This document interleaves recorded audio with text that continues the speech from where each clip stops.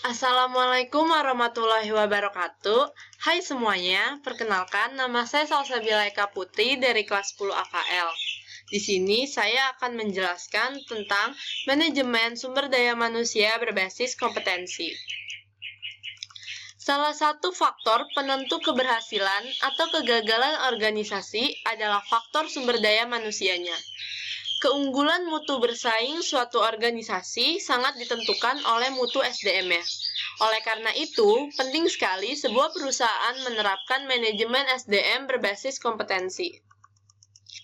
Pengertian manajemen SDM sendiri merupakan suatu proses menangani berbagai masalah pada ruang lingkup karyawan, pegawai, buruh, manajer, dan atau semua tenaga kerja yang menopang seluruh aktivitas dari organisasi, lembaga, atau perusahaan untuk mencapai tujuan yang telah ditetapkan.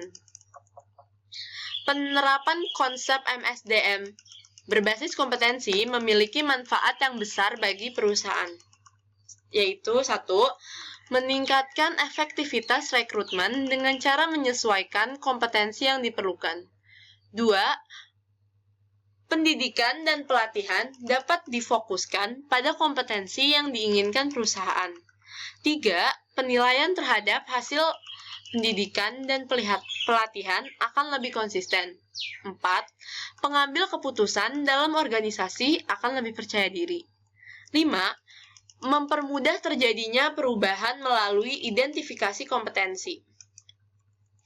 Menurut Ruki, manajemen SDM berbasis kompetensi sudah banyak digunakan dengan alasan 1.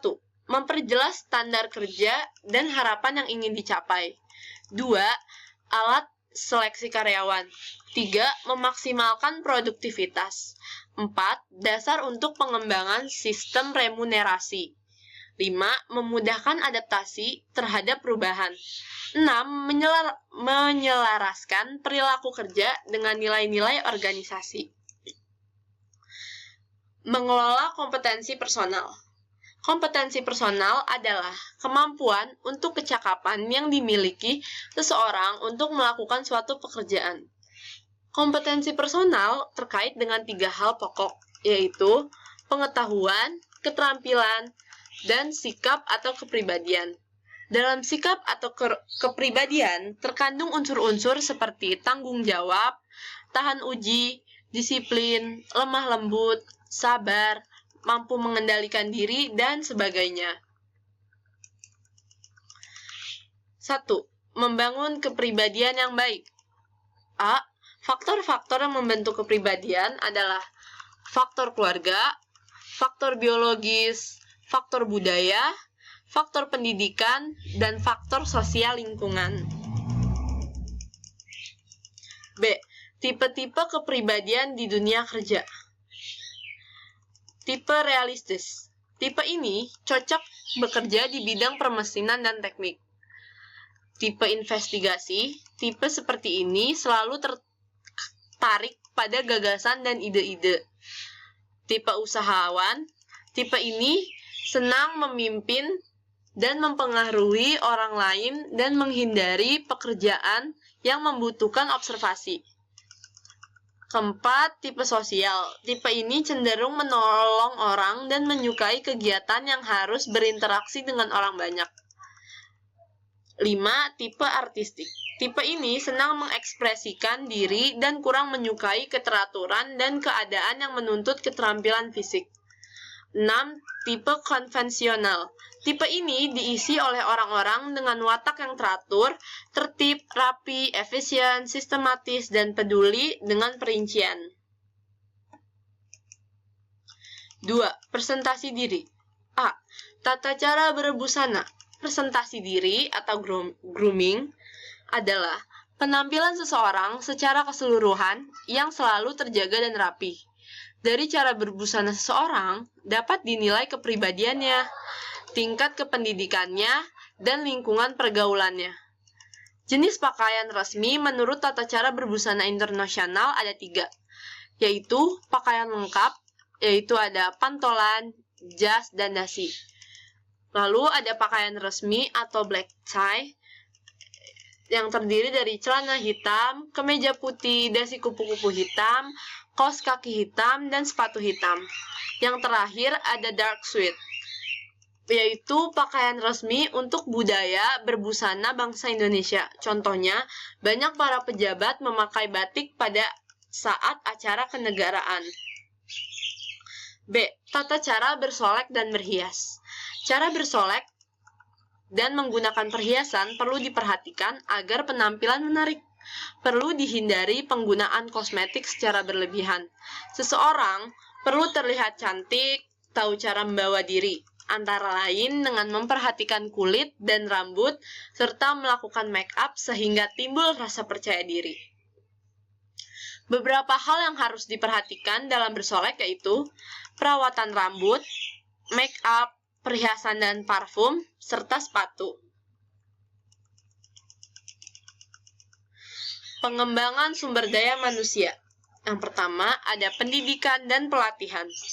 Pelatihan kerja atau training adalah keseluruhan kegiatan untuk memberi, memperoleh, meningkatkan, serta mengembangkan kompetensi kerja, produktivitas, disiplin, sikap dan etos kerja pada tingkat keterampilan dan keahlian tertentu sesuai dengan jenjang dan kualifikasi jabatan atau pekerjaan.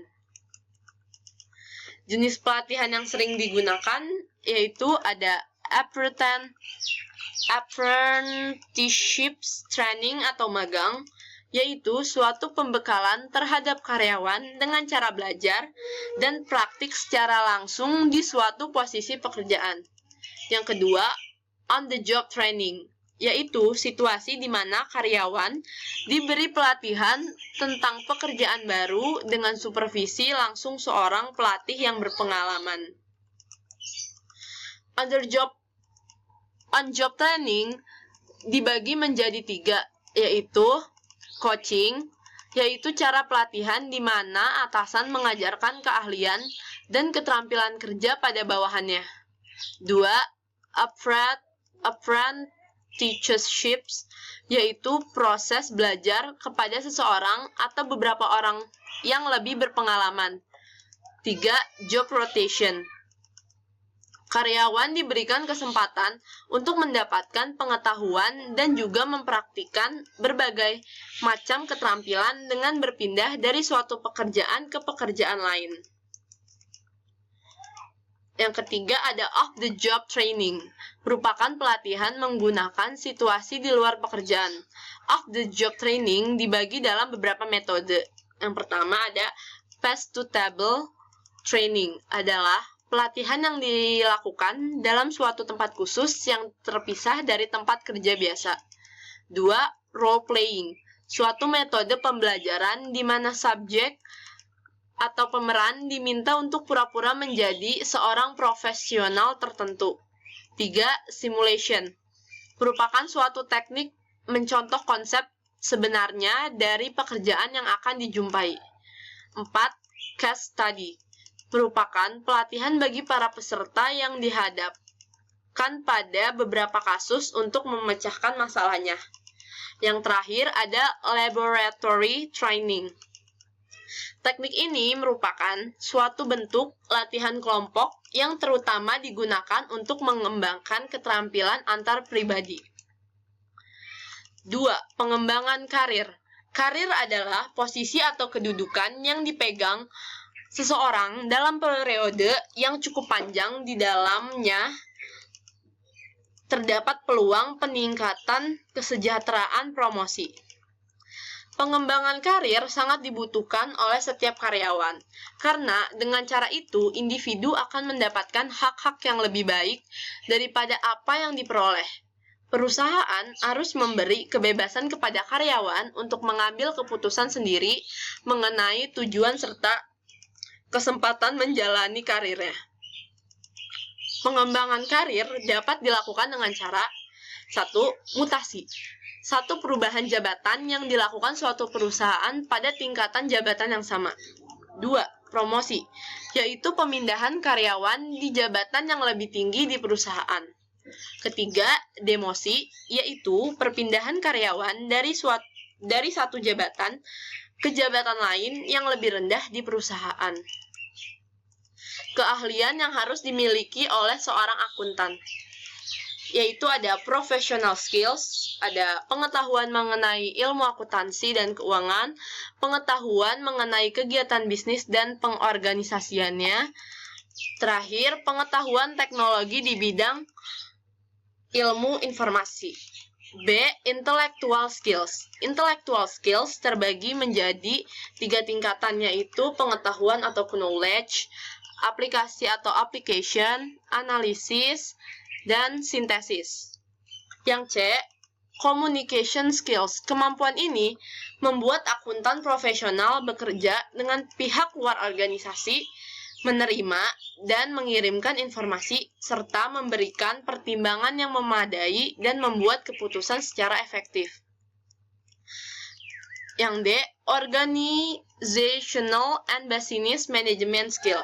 Akuntan juga dituntut berperan aktif pada kegiatan berorganisasi. Keahlian di bidang ini mencakup kepemimpinan, pertimbangan, dan kearifan profesional, serta kemampuan untuk mengatur dan mendelegasikan tugas. Yang E, basic abilities. Menurut Robbins, dapat dikategorikan menjadi basic literacy skills atau keahlian dasar, technical skills atau keahlian teknis, interpersonal skills atau keahlian interpersonal, serta problem solving atau menyelesaikan masalah. Yang terakhir ada soft skills. Terdiri dari jujur, disiplin, bertanggung jawab, ramah, sopan, hard worker, teliti, perhatian, teamwork, leadership, komunikasi, critical observation, dan problem solving. Sekian yang dapat saya sampaikan. Mohon maaf bila masih ada kekurangan. Assalamualaikum warahmatullahi wabarakatuh.